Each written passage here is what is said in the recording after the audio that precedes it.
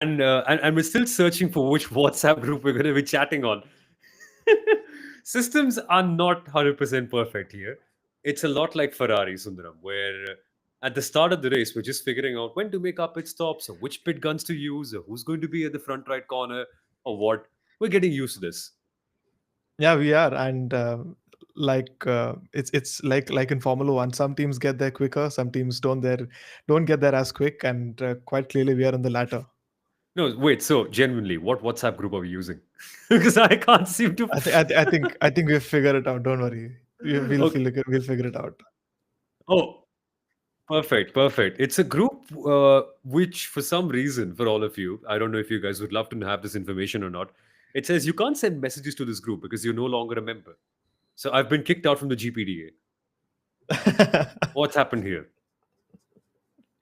I You're don't in. even You're in. know. You're I in. am in.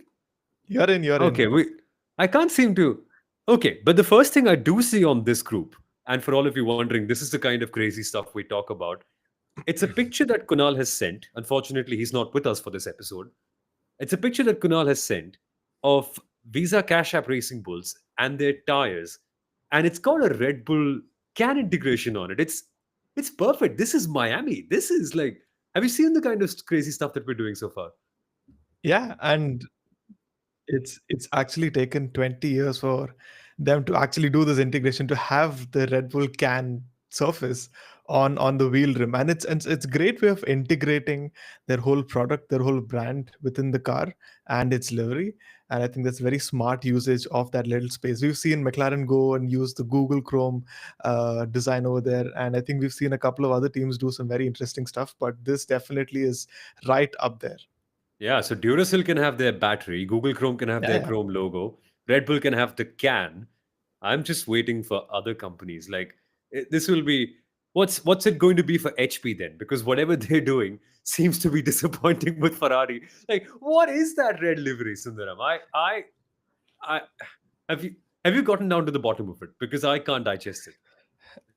I mean, I really don't know what to say. I'm sure there are some creative restrictions that they have from Ferrari's side and even from probably HP's side, that there are some things that we just cannot do. Probably Ferrari would have thought that we are definitely not letting go of the Italian red, and we definitely not going with a completely white and blue car, which they've done in the past, but those were not for sponsorship reasons. Those were for very entirely different reasons. Um, but I'm sure there are some restrictions around that, and in that they've done what they possibly can done, what could have been done. My only point is that it doesn't integrate well enough. If these are the only colors that you have, if this is all the space that you can play with, maybe something that's a little bit more seamless. Right now, it just really sticks out like a sore thumb, and it's not great visually.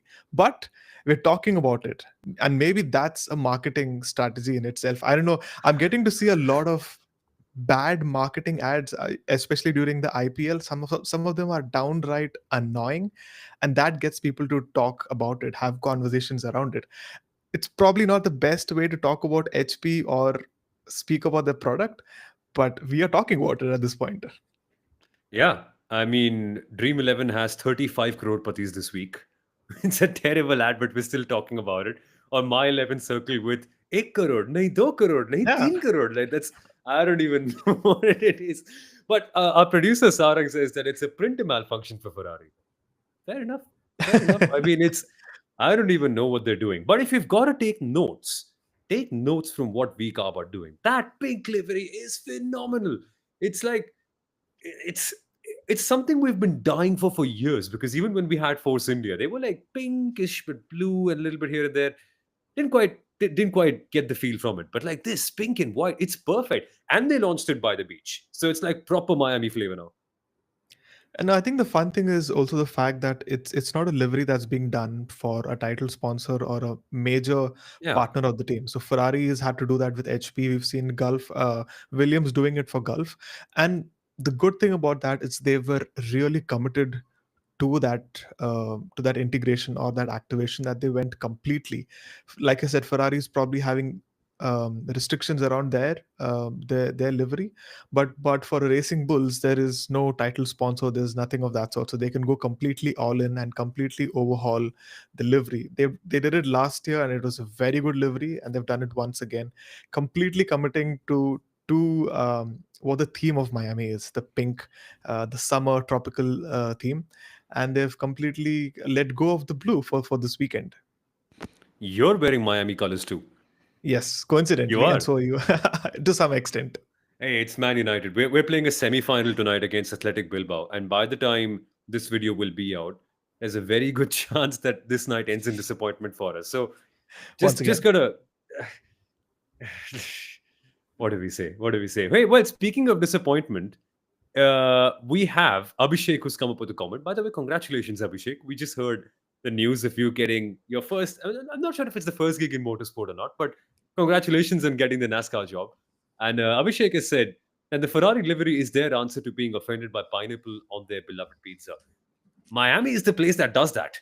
So, hmm, I I don't even know what to say. But it's classic Miami Sundaram. We're talking about all the flashy stuff, about jerseys, about liveries, about new apparel and all that other stuff more than we're talking about the racing, which I find crazy because we're actually coming to a state with so much racing legacy. The Daytona Speedway, that's in Miami. Sebring, one of the best ever endurance racetracks in the world, that's in Miami. St. Petersburg's street circuit for IndyCar, that's in Miami.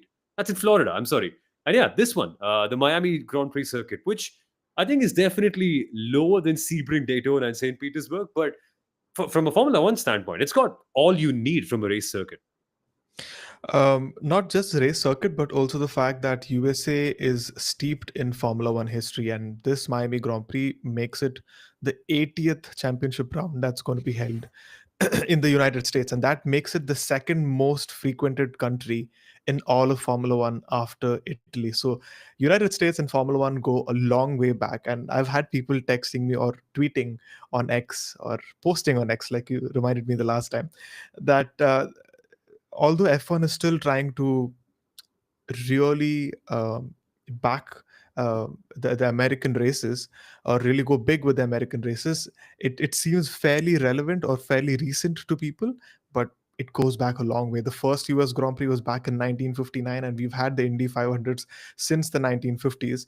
But the fact is that, yes, you're right. All Once we move to the US races, there's a lot more of the who's who of showbiz is there. It's a lot more fun. It's a little bit more casual that way, but it actually shows a lot of the glitz and glamour that we tend to see. Something I would associate with the Monaco or somewhere else, but Las Vegas, Miami is where everyone comes with all the special liveries and all these entertainment that happens alongside the racing, and I think that's a nice little touch as well, slightly different from other races. And it's the first time we ever saw. I mean, this circuit is the first place we ever saw driver announcements and the whole Bruce Buffer style of stuff. And I Hmm. remember Logan Sargent walked out and told the world, "Miami, make some noise," and they pretended to greet him with a lot of white noise. Let's put it that way. They were quiet. So that sort of stuff can happen too. But celebrities expected. Of course, a lot of Yep. stars will be there. Don Toliver will be there, which gets me so excited. But Doja Cat, Ed Sheeran, so many other people who are working on the Formula One movie, so many film stars as well. It's a 305. It's the home of so many crazy artists like Pitbull, like DJ Khaled, like Rick Ross is also from here. Apart from many other people who call this place home. So proper showbiz race. But in all of this, Sundaram, we can't forget it's also the same weekend where we lost Ayrton Senna all those years ago, back in 1994. The racing better live up to it because the kind of legacy that that man carries forward, it would be a shame if we didn't have a race of Senna-esque proportions this time out. Absolutely, and I really hope we tend to see, or we get to see, that sort of racing on track, that he symbolized or what he stood for. And this season probably has really not been that sort of a way. We have not really seen the leaders fight it out, but we've seen some very Senna-esque sort of pole positions from Max Verstappen and the likes. But 1st May and even 30th of April are two very distinct dates in all of Formula One history, Yeah. and that weekend in specific, if you're someone who doesn't really know, that was a very somber weekend in itself. The Rubens Barrichello had a crash on Friday, and that that weekend in itself, Senna was not himself. He was someone who was a lot more affected by what was happening that weekend. First with Barrichello's accident, then what happened to Roland Ratzenberger. Senna didn't feel like himself. He wanted to step away from the sport. He really felt that this is not what I want to do. But he still did what he did on Sunday, and unfortunately, it led to a tragic death. Which, if you go back and read all the memories, if you read all the stories, it's really hard. It's really heartbreaking. So Senna was an icon, was a pioneer of the sport, and everyone remembers him on this day. And I hope we get to see something that defines him this weekend, in a way as a tribute of some sort. I think we're getting the opposite because as authentic and as real Senna is, the Miami Marina is just as fake. Because we, it's been 3 years, I still will not get over it. Fake Marina. We're gonna have that this weekend. We definitely are going to have drivers being ferried around in a limousine to the podium where they're going to have special Miami-based caps No, that no. Pirelli are going to bring in. Is the Limousine limousine there or in Miami as well, or is that I sure. think that's only Vegas? What did they have last time in Miami? It was some big open I really don't vehicle or remember. something. It was I really don't and remember. didn't they have like the quarterback helmets, the football helmets I for think that was all the the first that was the first race, if I'm not wrong. I think that was 2022 or 2023. insane. And apart from that, Miami also has the coolest paddock in the entire world. Now, I know we should talk about what the track actually is like and a lot more about what to expect from the races. Because as Abhishek and I have spoken on our comments, there is so much to talk about the liveries, but there's also so much to talk about the paddock itself. Because this time, Sundaram, we are literally setting everything up. I say we, I wish we were there. We're still going to be working on this race, but of course, virtually. We're going to have a paddock inside the Hard Rock Stadium, including the hospitality units and everything that the teams have. It's unbelievable. I mean, uh, when we go back and think of the best paddocks out there, there's Japan because just There's China. how there's China for the There's whole China.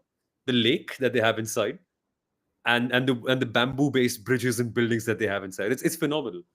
We have what else? I don't think anyone stands out as much as this place does. Like I think the Middle Eastern paddocks are incredible and they're very beautifully constructed. But apart from the Middle East ones, China, like I said, is right up there. And probably Miami is one of the most unique paddocks that you can possibly have on a football field. And all the, I don't know if it's still called a motorhome around here, but it's very different from what you would see at other tracks. And of course, Monaco, because you have so much of space constraints that you don't have a paddock as such. yeah, But yeah, very, very unique that you get to see, and something that's only around Miami. it's incredible. Then the whole weekend is phenomenal. When we had Bob Varsha, the voice of the American Grand Prix and the Miami GP as well, who was doing track commentary, a legend of American broadcasting in the world of racing, he said that the buzz that you feel around this place is quite something. But the drivers don't really have the best things to say about the circuits in the Ram. It's initially when they came here, they said it was boring, a little bit bland. But say what you want, we've gotten good races here, and the fact is if you have a motor racing circuit with two long straights, three DRS zones, a mix of fast and some really terrible slow speed corners, it is going to create entertainment, and that's what we've gotten here for so long. Yeah, we've had a fair bit of entertainment. We've had last year's race was very exciting, especially because the safety car came in and Lando Norris had the chance to win a Formula One race for the very first time. But the fact is that the circuit is doesn't really have a very striking or a very special characteristic. You go to Suzuka, you talk about the SS. You go to Interlagos, you talk about other corners or other sections of the track. But when you come to Miami, there is not really one section, not really one set of corners that really strikes you as something special. Wait, It's a mix of everything, in my opinion. what about the terrible car park section under the flyover? Like the one that everyone clips their car on. Yeah, but still, it's not something very special in my opinion. You have the first sector is a little bit more flowy. The second sector is more rear limited. Yeah, that's a slower section. You have two very long straights along with the short one on the main straight. But then, in my opinion, it's nothing very special, and that's probably also why a lot of people don't tend to like it. The entertainment's there, the showbiz is there, and all of that. But in terms of racing, it gives us a decent race. But the track layout's nothing special, in my opinion. Yeah, it's all right. But it has a few passing zones here or there. There are some really interesting places. Turn number one, we saw Sergio Perez nearly clobber into the back of Max Verstappen there last year? Last year. Some It's a blur. Some, yeah. 20 It's a blur right now. 2022 to the end of sorry, the mid part of 24. That's all a blur. After Lando won, we remember everything. Before Yeah. he won, let's not go down that route. But that's a key point. Turn 11 is actually quite big too. When you have that long straight and then that Mickey Mouse section of sorts, where you have that left hander followed by the slow right hand section, where a lot of moves can be made and drivers can defy the other drivers by pushing them out wide or sometimes even taking the inside line. Lots of fighting also happens around the final couple of corners, where we saw Carlos Sainz pass Oscar Piastri and get his position back last year so very well. And there's the cheesy fake water marina as well, giving us the Monaco vibes that Ivers just pointed out. So true. But this circuit overall, I think it's going to be very interesting to watch tire management, Sundaram. In terms of track characteristics, it's got a mix of everything. And Yeah. temperatures are super hot. Track temperatures could go as high up as 55 degrees. That's almost Bahrain levels. So clearly, two things are going to be very key: managing degradation because of all the heat, and also managing graining because sometimes the surface temps might be so hot that they have a sort of difference in temperatures between the core of the tire and the surface, which means that the rubber may not adjust to it very well. It may burst off, it may give you less grip, and the drivers are eventually running on one less layer of tread or one less layer of rubber. That I feel is going to be huge, and that's why Pirelli has gotten an extra softer set of compounds. This year, we're going to C3, C4, and C5. Yeah, that's what Pirelli's been wanting to do as well, because the first couple of races we didn't really see that sort of wheel to wheel action that everyone expected to see. That's why they're really trying to see if teams are forced into making two stop strategies. They tried it out in Jeddah in Saudi Arabia the last time, but tire deg was much lesser during the race, and eventually it was largely one stop. And they're hoping for the same thing this time out as well, by going one compound softer, and with coupled with the fact that track temperatures are going to be that high, 50 plus. They're really hoping that teams are forced to have or make a two-stop strategy. It'll be very interesting, like you said. Track temperatures is very hot, but the fact that it's a non-permanent circuit, it's temporary circuit, so there's going to be a lot of track evolution. We do have the support series as well, so from the very first session up until the very end, the track will definitely ramp up in terms of grip. And very interestingly, it's a sprint weekend. So, in Hmm. terms of challenge, there is also the fact that you have only one free practice session to really get up to speed and find the right setup, right balance. These are all the keywords that we've been hearing from different teams: Lewis Hamilton, Ferrari, Williams, Red Bull. Very interestingly, so it's going to be just 1 hour, a 1 hour burst to figure out which direction to go, and then they'll get all the learnings from the sprint, because then you get to do a little bit more tweaks before the race as well. Dude, this weekend, I genuinely get a feeling your favorite drivers might not be where you honestly expect them to be. Because you're so right, Sundaram. Like one free practice session, that's it. And then you have sprint qualifying. Then you have the sprint race, the learnings from which can be taken and translated onto qualifying. And one big factor for qualifying here, guys, is track evolution. It's a semi permanent circuit. The rubber will not be laid down as well, which means that as more laps go in, we'll have more grip and more rubber, more performance that can be unlocked. And to answer Ivo's question, how many of the rookies have driven here before? I don't think a lot. I don't think Lawson's driven here. I don't think Bortoletto has had a chance because Formula 2 never raced here. Same must be the case with Hajar, Behrman, and Antonelli. Correct, aren't we? Yeah, I don't think so. The rookies have driven here, and interestingly, they No. are the rookies are the only ones who have not scored points around Miami. Every single other driver on the grid has scored at this track, but unfortunately for the driver who eventually goes to win, it's not very straightforward, because whoever has put the car on pole position has never won the race. Anyone who's come from off the front row or behind the front row has gone on to win the race. So Max Verstappen P3 Yeah. in 2022. P9 in 2023, and Lando Norris starting from P5 has gone to win the race. And the pole sitter has always finished second. The driver starting second has always finished third. So I don't want to recommend if pole sitter is going to be pole position is going to be the ideal or non-ideal place. Of course, these sort of streaks do come to an end at some point, but that's what the trend at Miami has been. And it's insane. And this weekend, pole is going to be super important here, and particularly for Lando Norris. I said qualifying is going to be tough because of track evolution. It then comes down to that one final flying lap. Can you get the maximum pace from that last Q3 run? Because the track will keep on improving and the other drivers will keep on making better lap times. Can you be the one who delivers the best lap at the perfect time while also optimizing your warm up? Because it's a hot circuit. It's going to be really tough for the tires, and if you can get them in the right operating window, there's a lot for you to win. But if you can't, there's a chance that your tires might just end up giving up towards the end, which was what we saw in Australia, where a lot of teams actually had the edge over McLaren over certain corners. But where they were great was the final couple of corners, because that's where their tires were able to hold on over the entire lap. They had more grip remaining at the end because they were able to pace it out and manage their temperature as well, which is where Sundaram, Lando Norris. I think this is going to be a super important weekend. He had this amazing interview with the race, and he gave a bit of insight around what actually is going on. He's saying that as soon as you have to think about the car, you're losing hundreds of a second, thousands of a second, and that's just enough to make me happy and not happy.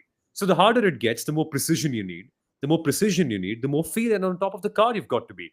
And that's an area I felt like I was very good at the end of last season. But this year, I haven't been able to be on it as I was last year. And that's why I've paid the price with a few big mistakes and a few lockups. It's tight at the top. And that one qualifying lap, I'm just thinking, does he have the composure to get it done? That's the only worry for me as a Lando Norris fan.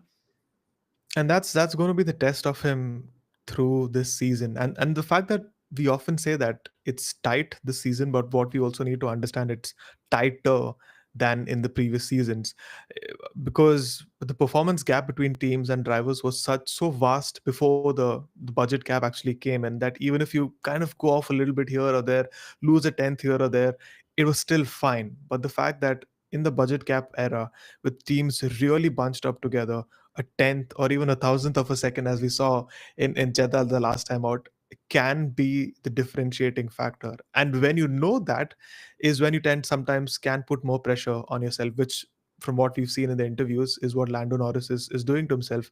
He's probably thinking a little bit too much in that situation, and that's what's causing all of these mistakes and whatnot.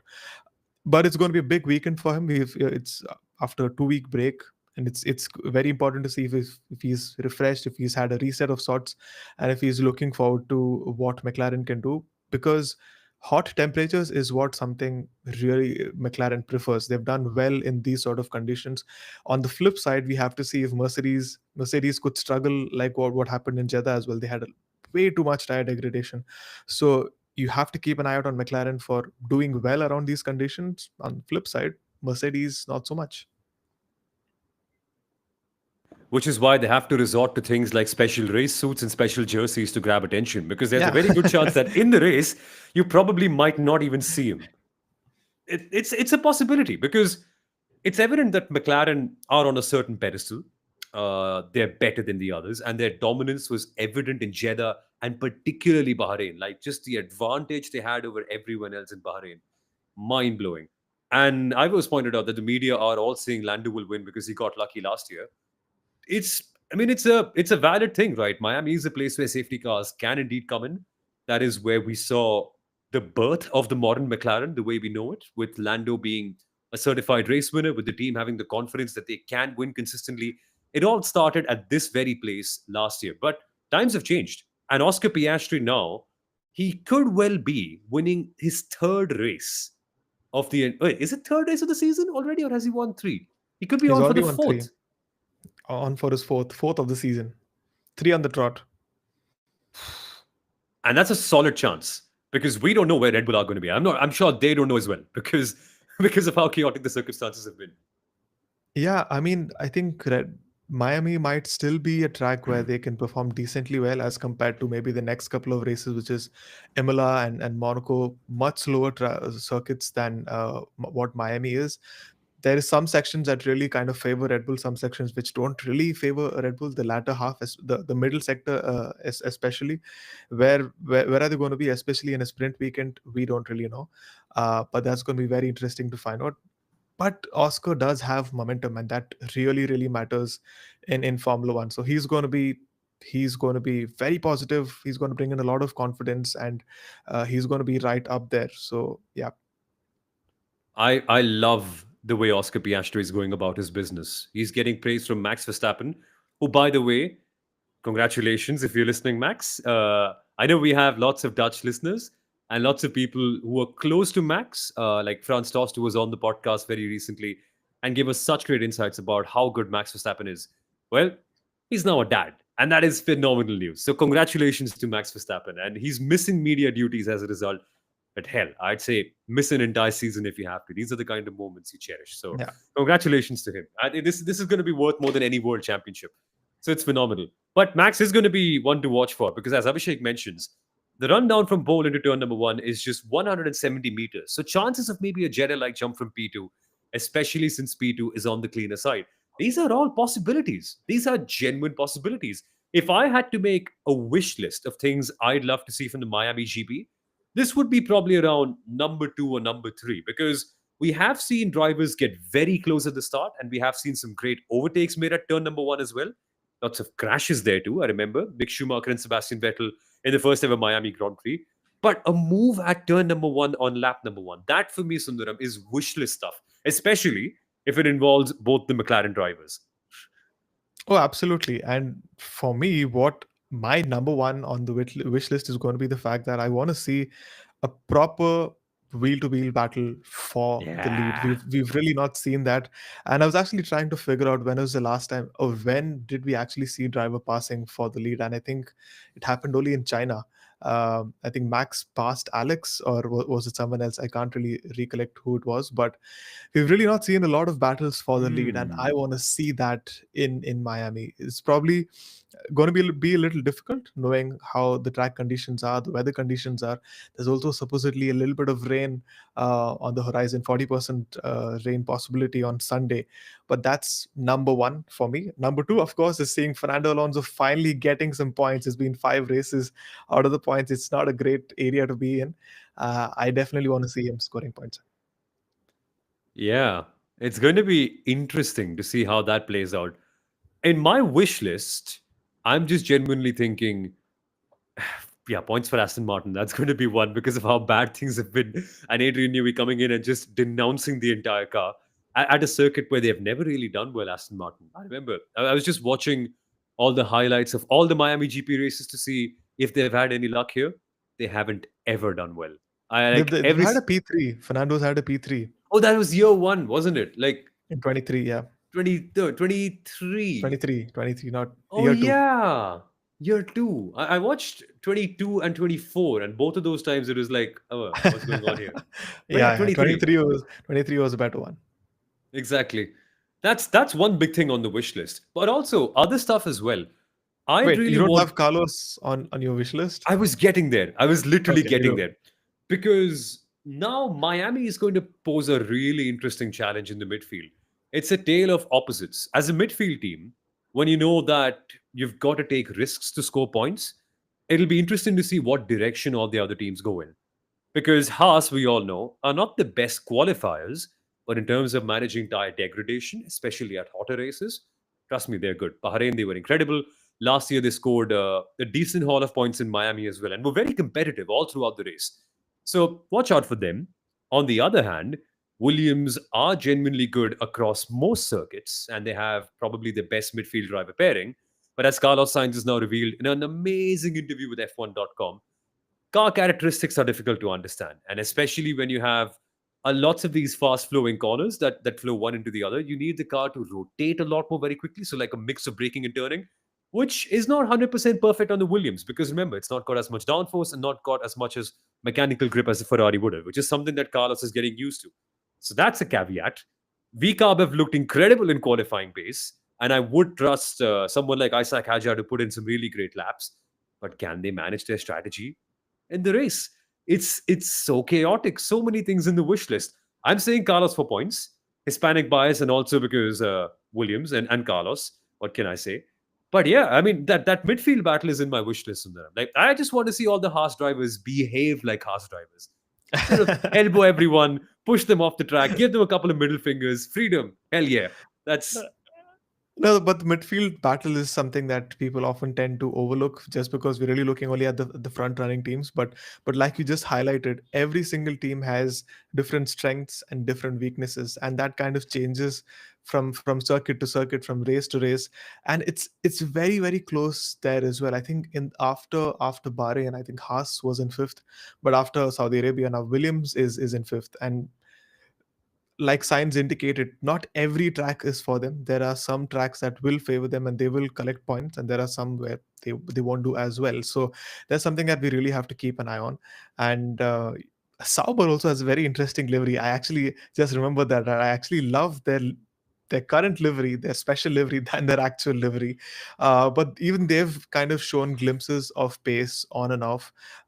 They've also managed to score points as well. So you really can't rule out anyone, and you really have to, on a sprint weekend, can't rule out anyone.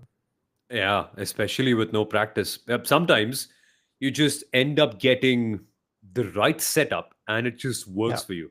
And this is also going to be a race where drivers work a lot with their teams. This is a race where you're going to see the best partnerships actually come to the fore because of the understanding between the engineers and the drivers and how they're able to work with each other over the weekend and extract pace from the car, which might not be existent at the start, but then you build towards it at the end. That's what Max did in Japan. That's why he won.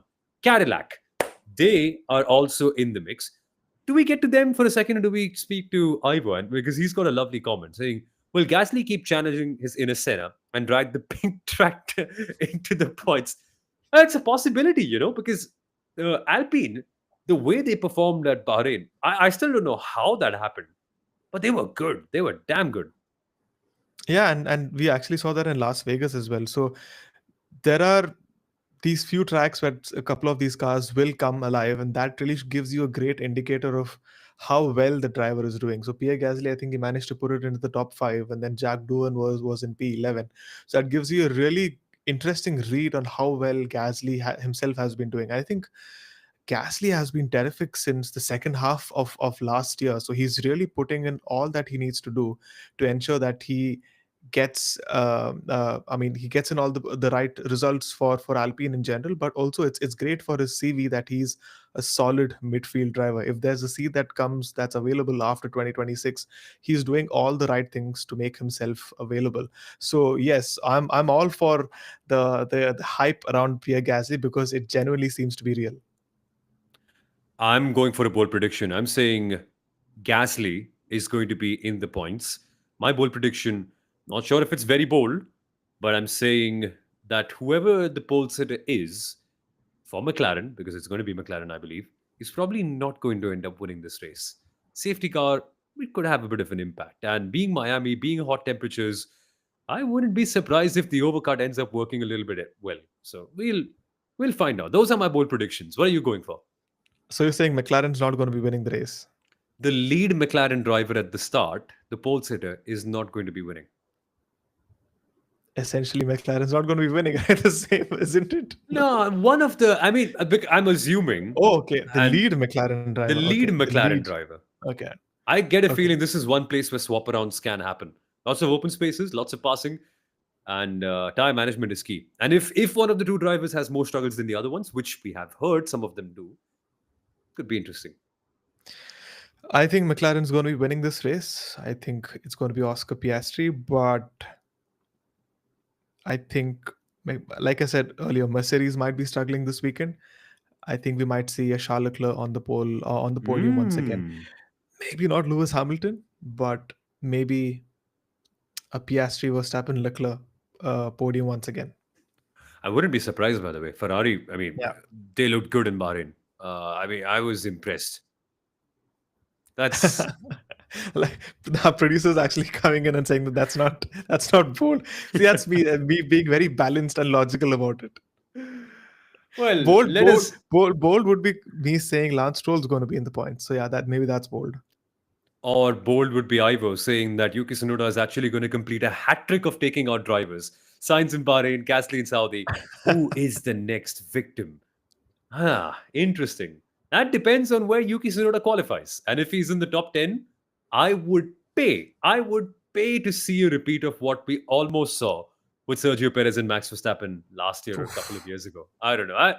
I want more drama, man. I want more drama between teammates. That'll be good. I think we all want that. I think we all want that. And I was actually doing a little bit of research trying to see this very point. The fact that Red Bull, Max Verstappen and his teammate, they really don't qualify within two positions of each other. And in what I've actually pulled out from 2022 till date, only 30% of the races is when they've been within two positions of each other. So that just goes to No. show that Max Verstappen never really has the cushion that he needs with respect to strategy. They can't really work together. It's going to be an important weekend for Yuki Tsunoda as well. Now that he mentions it, we really need to see him getting up to speed and not having sort of bad luck or ill luck that he's had in the races. Yuki also needs a race that he can speak about. Last thing we need to speak about, though, it's not Yuki. It's not the last team on the grid as well. It's going to be a team that could well be the last team next year because Cadillac are teasing something. They're teasing something. I don't know. Maybe they're a part of the F1 movie. Maybe they have something interesting coming up. Maybe they have a Kit Kat sponsorship and they just all want us to take a small break and have a bit of a Kit Kat because that's what the rumor is. But maybe, Sundaram, there could be a driver they sign. If you were Cadillac, who would you sign today setting up a Formula One team? I think it's a no-brainer going behind Sergio Perez for two reasons. One is the fact he's a solid driver. I know a lot of people are going to come back and say, yeah, he didn't have the best of performances in Red Bull, but the fact is that he's someone who has a proper CV of driving in Formula One for 15 years. He's taken quite a few podiums in the sport, even before his Red Bull days. So in terms of a team that is wanting to build up from ground zero, Sergio Perez is a solid driver in terms of the experience that he brings, and secondly, also the fact that the backing that he brings in terms of all the sponsors that he can gather from Mexico and Latin America. So I think he's the number one driver. I would have considered Valtteri Bottas as well, but just the sort of power, the pulling power that Sergio has makes it a no-brainer. So I don't know if they're announcing Sergio this Saturday. Sergio's supposedly going to be there this weekend, but I don't think so. They're announcing a driver. Doesn't feel like it. It'll be interesting, but they are making noise, which is very, Yeah. very interesting. And they are properly stamping properly making a show out of their arrival, which is a great thing to see. Last thing to talk about, Abhishek's comment. Given qualifying has generally given better action than the races, maybe it's a good thing that we'll have two sessions of it this weekend. Yes, yes, two qualifyings. I'm glad you said it because sometimes we tend to miss the obvious. Two qualifying, Sundaram. Oh, that'll be unbelievable. Like, Yeah. And the fact that, like we said, we have only one practice session before the first qualifying, and but then we have a sprint race, and then teams go once again into qualifying after making all those little tweaks and changes to the car. So maybe it's a good thing that we have a sprint race in Miami, because otherwise the racing might not be as exciting. But then we have two qualifyings, a sprint race in between, so it adds a greater or higher possibility that there'll be some fun or some excitement to watch throughout the race weekend. there'll be a lot. There'll be a lot of fun to watch for.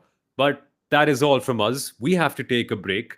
Just like Kunal and Max Verstappen have taken breaks for parenting duties, Sundaram and I are a bit younger than that. We aren't quite at that stage of life yet. But we do still have to take a break for sleep because it is late in the night. Yes. And you guys have stayed up with us for this long of a time. So I'd like to thank you for all of that. Thank you for watching this live stream across multiple pages, the Inside Line YouTube, F1 Stats Guru's Twitter, Kunal's Twitter. Still miss Kunal. Don't like the fact that we couldn't have him in for this episode. But time zones are a hard thing to catch up to. But all of you guys were here and you guys interacted, which for us is the best thing. Like, what's the fun of talking about Formula One all by ourselves? So thank you for showing up. And we'll be back with live streams, hopefully, after every session as well to analyze all that went down. By every session, I meant every consequential session. So the sprint, maybe qualifying, and of course, the main race as well. But thank you for watching, everyone. Please don't forget to like, share, and subscribe to the Inside Line F1 podcast. We will see you very shortly. Bye bye.